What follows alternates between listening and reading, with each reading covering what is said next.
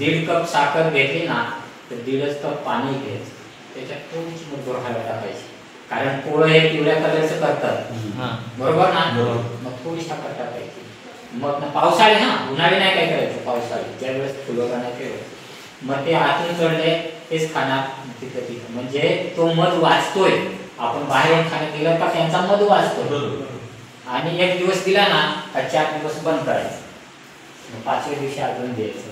असं जोपर्यंत फुलं फुलत नाही तोपर्यंत. ज्या वेळेस आता फुलं फुलायला सुरुवात झाली तर ही पेटी काय करायची,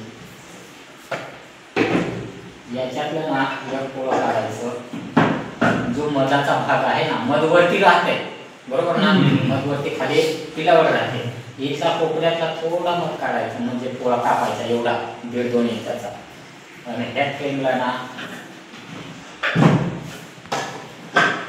ही फ्रेम पण अशी ठेवायची, पण हे पोळं याच्यातलं वरून खाली करतात आणि मधाचं खालून वर करतात.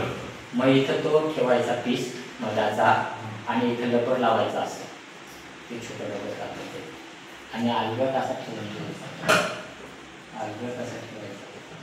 ही पेटी याच्यावर ठेवायची.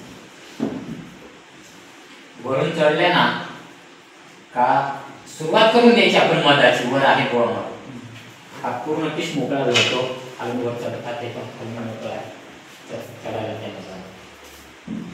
याला मध एकदा सुरुवात केली ना, खुरासनी संपत आला मारला का कमीत कमी 1.5 महिन्यात पूर्ण पेटी मधाने भरत होते. पूर्ण एक फ्रेम अर्धा पाऊण किलोचं मध राहते.